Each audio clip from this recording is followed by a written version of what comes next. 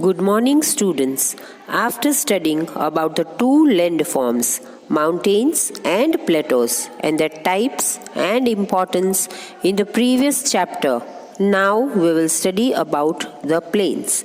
जो थर्ड और last landform of the earth है वो है प्लेन्स. प्लेन्स बिल्कुल फ्लैट होते हैं. प्लेन्स को लॉलैंड्स भी कहते हैं क्योंकि ये ऊंचे नहीं होते. ये यानी कि प्लेन्स सी लेवल से जनरली 200 मीटर से कम लेंथ के होते हैं. प्लेन्स एक्सट्रीमली लेवल्ड होते हैं यानी कि एकदम प्लेन सरफेस होती है. So we can define the plains as a low lying large stretches of flat lands. Plains mainly rivers और उसकी ट्रिब्यूटरीज से फॉर्म होते हैं. जब माउंटेन्स से रिवर्स नीचे फ्लो होकर आती है तो ये माउंटेन्स को इरोड करती जाती है यानी कि वॉश आउट करती जाती है और अपने साथ सिल्ट, स्टोन्स और सैंड के डिपॉजिट्स लेती जाती है और ये सब चीज़ों को माउंटेन्स से लेकर प्लेन्स में डिपॉजिट कर देती है. रिवर्स अपने साथ काफ़ी मिनरल्स भी लाती है और प्लेन्स पर डिपॉजिट कर देती है.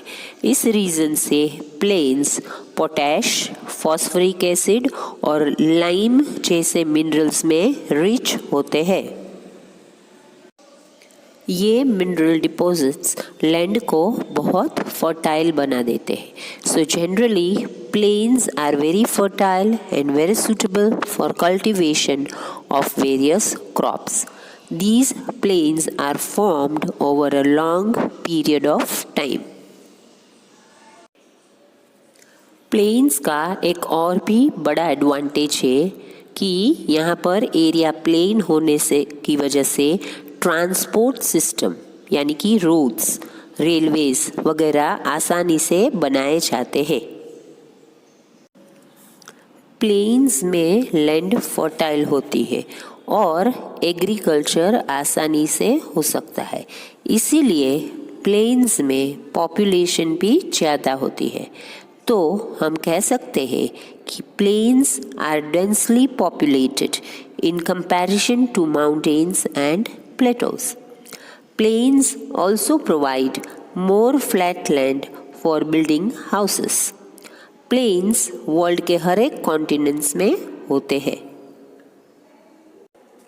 Some of the largest plains of the world are the Indo-Gangetic Plains of India, prairies of the USA, the Huanghe Plains of China and Pampas of Argentina.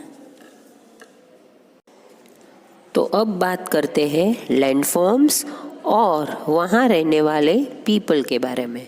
अलग अलग टाइप्स के लैंडफॉर्म्स का अलग अलग लाइफस्टाइल होता है. लाइफस्टाइल मतलब कि रहने का तरीका. क्योंकि माउंटेन्स पर लाइफ बहुत डिफ़िकल्ट है और वहाँ पर क्लाइमेट भी बहुत ठंडा रहता है, यहाँ एग्रीकल्चर करना बहुत डिफ़िकल्ट होता है, तभी यहाँ पर कम लोग रहते हैं. So we can say that mountains are sparsely populated.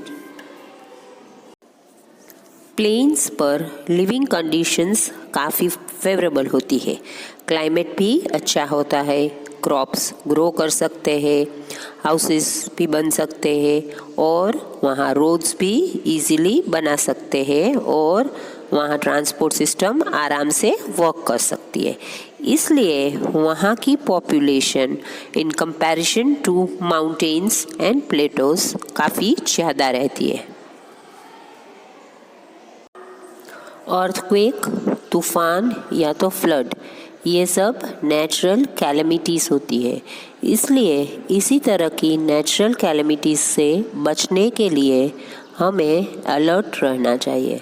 हमें ये भी सीखना चाहिए कि नेचुरल कैलेमिटीज़ को कैसे मैनेज किया जाए ताकि हम सेफ रह सकें.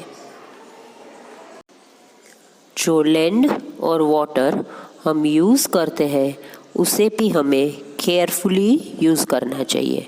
अगर हमने लैंड और वाटर का यूज़ ध्यान से नहीं किया तो हमारी आने वाली जनरेशन्स है उनके लिए बहुत डिफ़िकल्ट टाइम हो सकता है, क्योंकि लैंड और वाटर दोनों ही लाइफ के लिए बहुत इम्पॉर्टेंट है।